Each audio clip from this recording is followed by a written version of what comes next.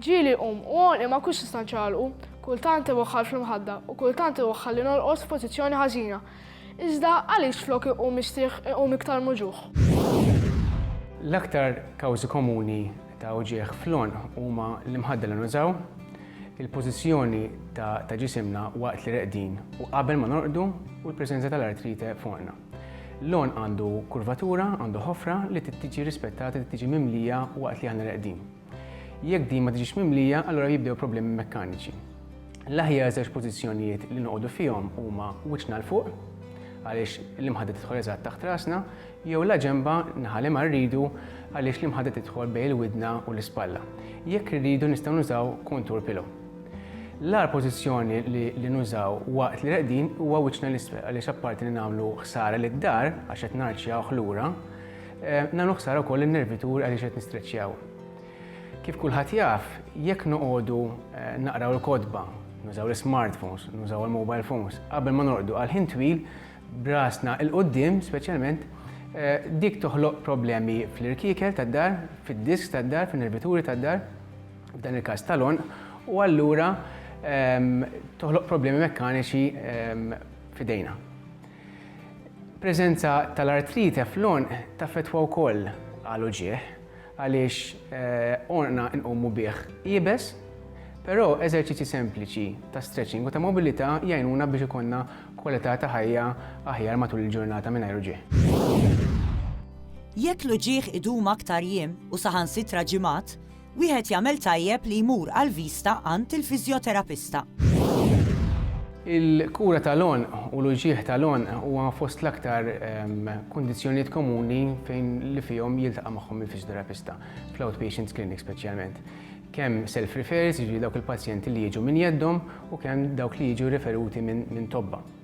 Il-complaints ivarjaw minn sempliċi stiff neck, ġifieri inti qomt filgħodu b'uġieħ fonqok mħabba l-muskoli jibsin, għal affarijiet aktar serji bħal huma slip disc fl-għon, għaliex bħalma jista' jeżisti fiċ-ċinturin tad-dar jista' jeżisti wkoll fl-għon, nervituri li huma streċjati, nervituri li huma maqrusin permezz tad-disk, u kif għadna wkoll artrite fl-għon li tista' taffettwa anke nervituri. Is-sabiħ tat-terapija f'dal każ huwa li l-pazjent jista' jieħu soljef mill-uġieħ sa mill-ewwel sessjonijiet. Jiġifieri aħna nissuġġerixxu li uġieħ ġdid, uġieħ li ma jistax jitlaq persistenti, jew li m'intix imdorri għalih għandek tirrikorri għand it-terapista tiegħek kemm jista' jkun malajr. Min-naħa l-oħra uġieħ fl-ispalla ħafna drabi jkun indikazzjoni ta' problemi oħrajn. X'jista' jwassal għal uġieħ fl-ispallejn? L-ispalla hija ġok mill-aktar interessanti, però komplessa u delikata fl-istess ħin. L-ispalla evolviet b'tali mod li s-sagrifikat is-saħħa u l-stabilità tagħha biex ikollha aktar freedom of movement, biex tkun tista' tiċċaqlaq aktar aħjar. Ġifieri nikkumparaw l-ispalla mal-ħib pereżempju, il-ħib hija ħafna iktar b'saħħitha mill-ispalla, però b'anqas moviment. L-istabilità u s-saħħa fl-ispalla ġejja mit-tendins, mill-eruq tal-muskoli li huma minnhom infushom huma dgħajfin. Għalhekk affarijiet movimenti repetuti fl-ispalla bħal huma movimenti tal-idejn il fuq mir-rasna, overhead activities, xogħlijiet li jinvolvu xogħol repetut bl-ispalla, jistressjaw ħafna dawk in-nervituri, dawk l-eruq u allura jiffjammaw. Sors ieħor ta' uġieħ fl-ispalla huwa l-artrite. Għaliex meta inti għandek ġok li jiċċaqlaq ħafna bil-wear and tear ħajinħoloq ħafna artrite. It-tielet sors ta' uġieħ fl-ispalla huwa dak li ġej mill-lon. Għaliex jekk hemm nervituri li qed jinqarsu fl-lon li qed jaffettwaw l-ispalla, li jgħaddu mill-ispalla jew li jissupplixxu l-ispalla, bla dubju ta' xejn ħajkonna uġieħ f'spallejna. Ħafna drabi dan it-tip ta' uġieħ nistgħu faċilment nipprevenuh u nikkontrollawh billi nibdlu xi ftit l-istil ta' ħajja tagħna.